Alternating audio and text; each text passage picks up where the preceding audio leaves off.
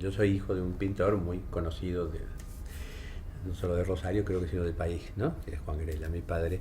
Entonces siempre estuve en contacto con las artes plásticas desde que yo me conozco y tengo uso de razón, ¿no es cierto? Y he Tu conocido madre a los también pintores, era... y mi madre también, que fue discípula de mi padre, ¿no es cierto? Entonces, un día justamente charlando con el pintor Eduardo Cerón, que había ido a visitar a mi padre, estaba en el taller de mi padre, él me comenta, esto era por 1900, también si era por ahí, por el año 63, sí, aproximadamente, me comenta, dice, mira, dice, yo tengo en Buenos Aires un compositor que es muy amigo mío, vos le querés llevar tu música para que la vea. Le digo, sí, ¿cómo se llama? Francisco Krepfel. Para mí era un nombre totalmente desconocido. Bueno, Cerón me da el teléfono, la dirección. Y Krepfel se transforma desde 1963 a 1967 en mi maestro de composición y es quien me abre las puertas, digamos, y la mente y el conocimiento, porque yo hasta ese momento no tenía un contacto con esto, con la música ya de la segunda mitad del siglo XX. O sea, yo con Machado, Maraño, digamos, había entrado en contacto, bueno, había tenido una formación tradicional, armonía, contrapunto, qué sé yo, la fuga, en fin, toda la formación tradicional, y luego una formación relativa a la composición y las tendencias de la primera mitad del siglo, digamos, hasta la Segunda Guerra Mundial. Con Krepfel, digamos, se me abren los ojos y la mente a que había otras cosas que estaban pasando en la segunda mitad del siglo.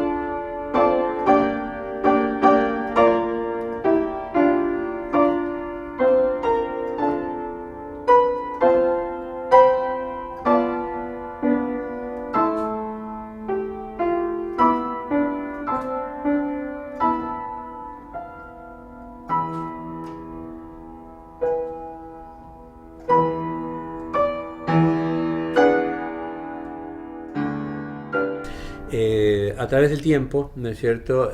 Yo fui tomando una conciencia, digamos, cada vez más fuerte, no solamente sobre el hecho de que vivo, me toca vivir en una época, ¿no es cierto? Nací en una determinada época, sino de que nací en un determinado lugar. Entonces empecé a tomar conciencia del lugar, primero de Rosario, al punto que me acuerdo que era por la década del... Sí, también, todo esto fue, digamos, el inicio de mi actividad está en la década del 60, porque yo estudié en la Escuela de Música de la Universidad de Rosario del 60 al 64. O sea, yo ahí terminé mi carrera de composición. Y a lo largo de los años, digamos, esto se fue abriendo hacia una conciencia, vamos a decir, latinoamericanista. Hoy en día a mí me preocupa mucho, digamos, y dedico mucho de mis esfuerzos y mi tiempo a la difusión, el estudio, la investigación sobre la creación musical de Latinoamérica, fundamentalmente del siglo XX.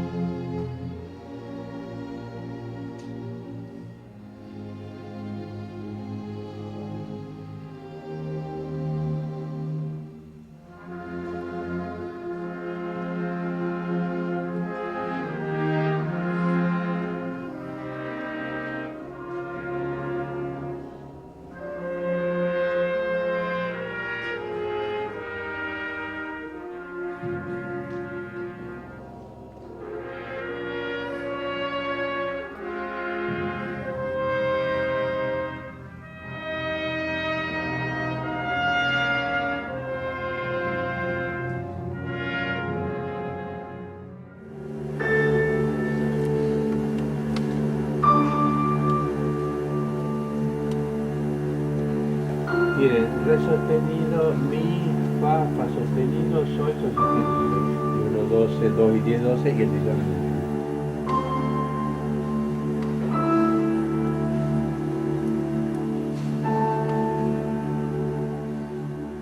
Para mí hay una cosa muy importante que es la siguiente, o sea, digamos, yo estoy en el campo de la enseñanza desde hace muchos años. En realidad, yo tuve mi primer cargo como ayudante de cátedra, o sea, empecé el escalón más bajito, en el año de versión 1963-64, o sea, hace un rato bastante largo, aquí en esta escuela misma de música.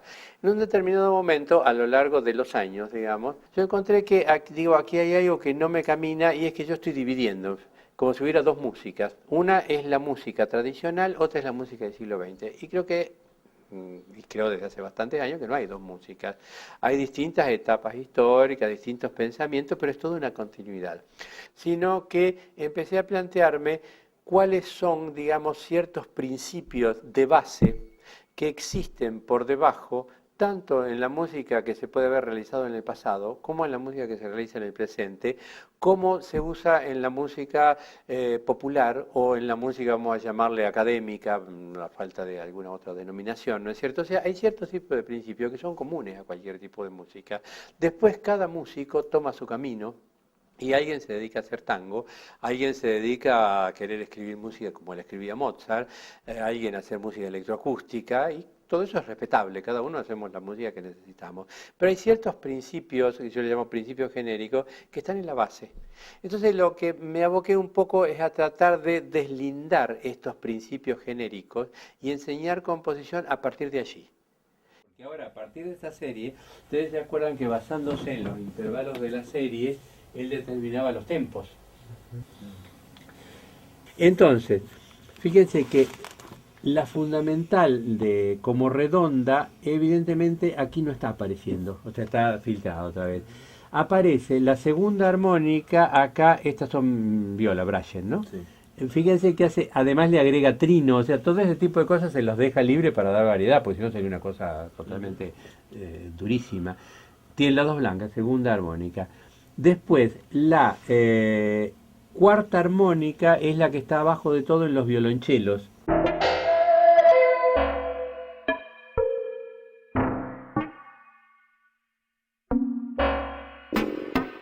Un aspecto que para mí siempre fue muy importante, uno de los puntos fundamentales en mi trabajo de composición ha sido el espacio. O sea, a mí siempre me fascinó el espacio y la sensación de espacio y los sonidos viniendo de distintos lugares. Entonces, en esta obra ya yo quería, estamos hablando de hace bastante tiempo, ¿no es cierto? Yo quería trabajar a 4 canales, o sea, quería trabajar con lo que hoy llamamos cuadrafonía, pero no tenía equipamiento, no tenía grabador de 4 canales, nada, hoy trabajamos a 8, a 16, a lo que se quiera, bueno, pero imposible. Entonces, ¿qué hice?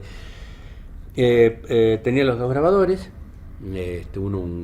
dos Grundig, me acuerdo, eran estéreo los grabadores. Entonces preparé 2 cintas de 30 minutos, cada una con 2 canales de salida, o sea, cada una en estéreo. Y una iba en un grabador y la otra en el otro. Y cuando fui componiéndolas estaba sincronizado, o sea, digamos, largándolas al mismo tiempo salían las cosas como yo quería. Entonces, a veces había grabado en una pista de uno cosas, otro en la otra pista de otro, a veces en las 4, etcétera.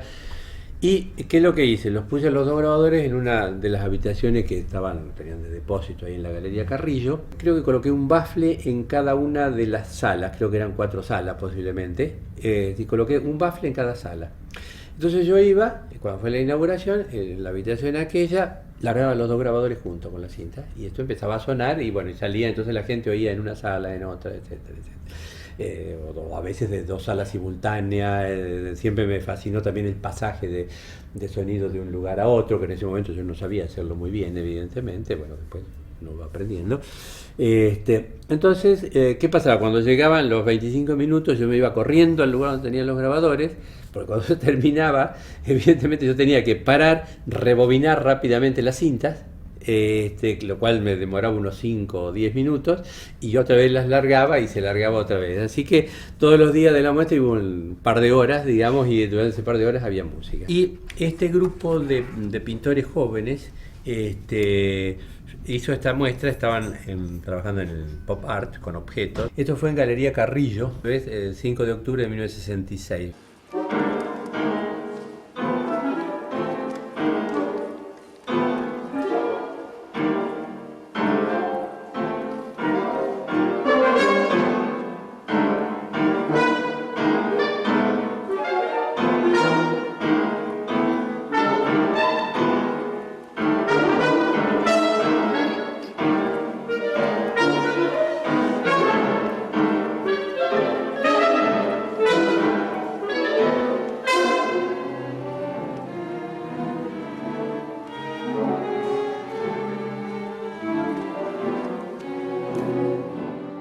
Hoy en día nosotros hablamos de música electroacústica para referirnos a cualquier tipo de manifestación sonora creativa que emplee procesos electrónicos en algún momento del proceso creativo, digamos, ¿no es cierto?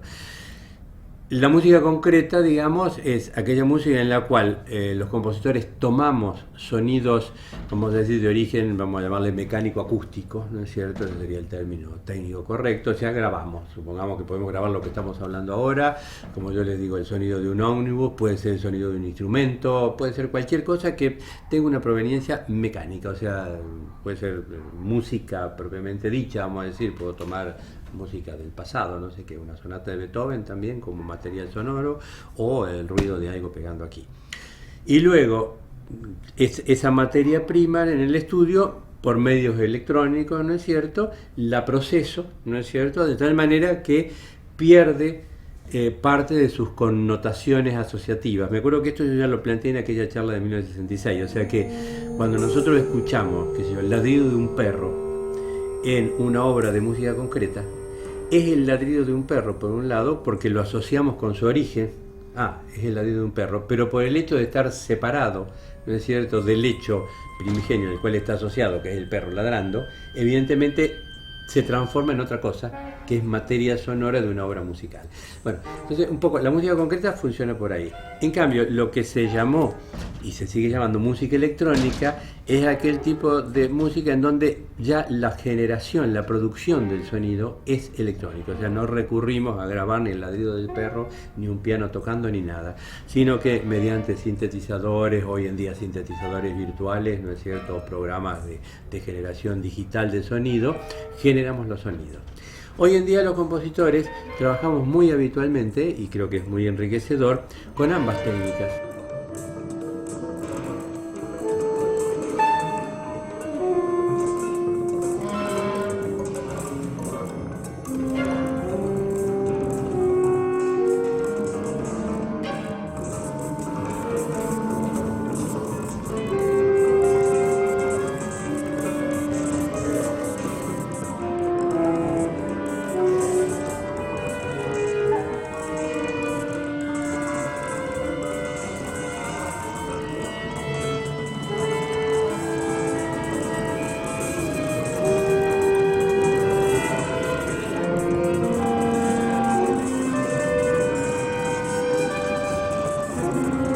Hay ciertas cosas que yo diría que son constantes en mi trabajo de composición, porque creo que es como cada persona, digamos, cada uno tenemos nuestra personalidad y hay ciertas, a lo mejor, así como un pintor, ciertos colores le gustan más y otros le producen rechazo. Bueno, un compositor, hay ciertas sonoridades que me gustan y ciertas otras que a lo mejor por ahí he tratado de incorporarlas a lo largo del tiempo y no van conmigo.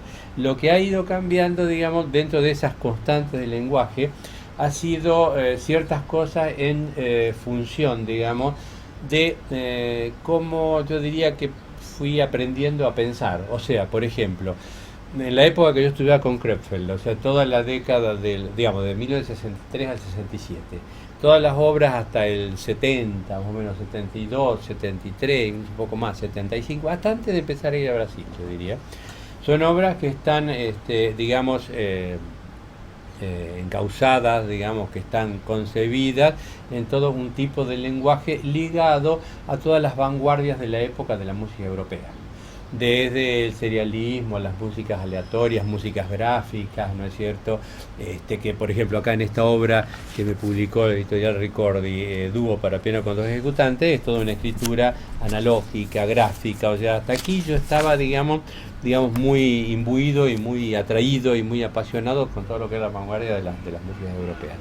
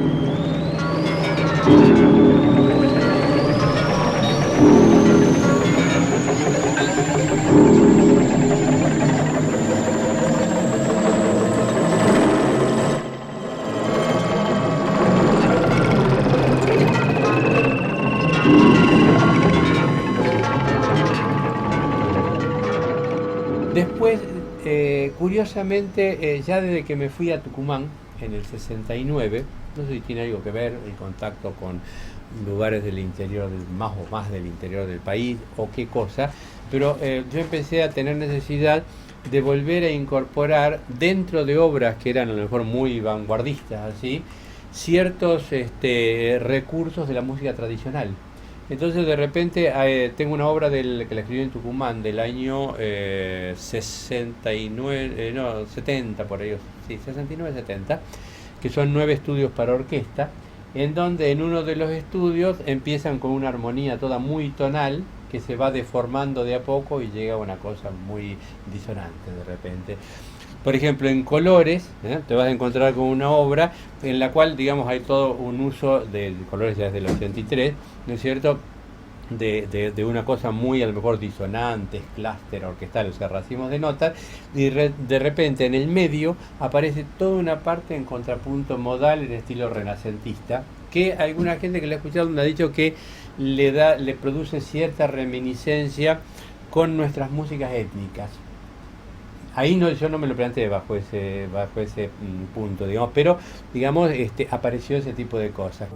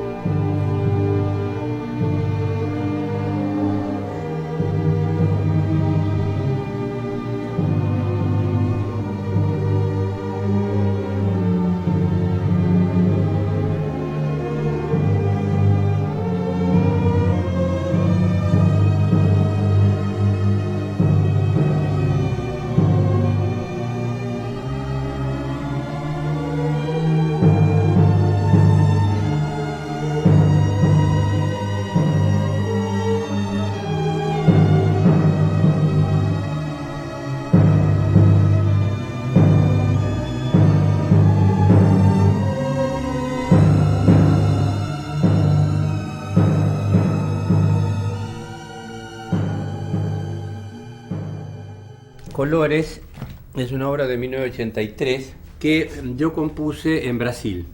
Y allí hay un teatro barroco, en el cual a mí se me ocurrió hacer una obra para un grupo que incluyendo piano, violonchelo, flauta, de varios grupos vocales, grupos de percusión, pero en vez de ponerlos en el escenario del teatro, los distribuí en los distintos lugares de altura, digamos. O sea, aquello que había hecho en Galería Carrillo con los 4 parlantes, pero era con seres humanos, y ya además pude poner como 10 ubicaciones, digamos.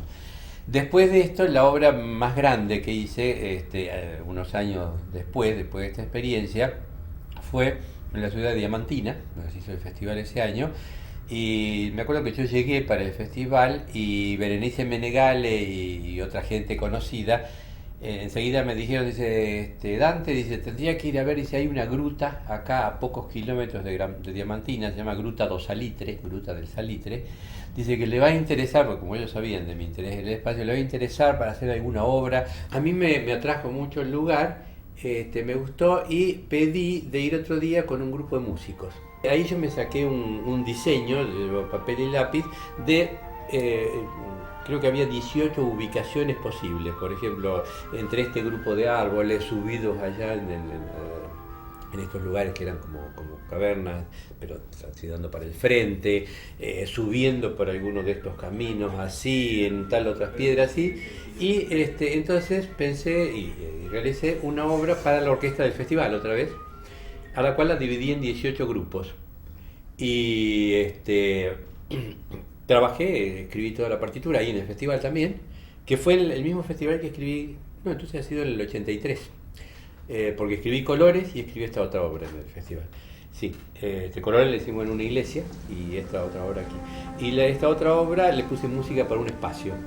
Entonces me acuerdo que ensayábamos en un auditorio que era de la Facultad de Odontología y a cada grupo, por ejemplo, había un grupo de 4 violines, otro era un percusionista, otro eran 2 cornos, otro era un barítono solista, otro era un coro masculino y así, les puse letras, entonces grupo A, grupo B, grupo C, etcétera.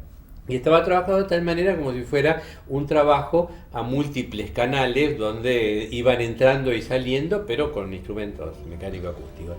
Bueno, ese día fue fantástico porque yo creo que, no digo que haya ido todo el pueblo de Diamantina, pero fue un montón de gente. Habían ido con los perros, con los chicos, gente joven, gente grande. Diamantina es un pueblo chico. La gente sentada ahí en el suelo, tirada contra las piedras, entre los pastos, así se ven los perros por ahí, los chicos. Pero un montón de gente fue al concierto. Fue fantástico realmente la experiencia.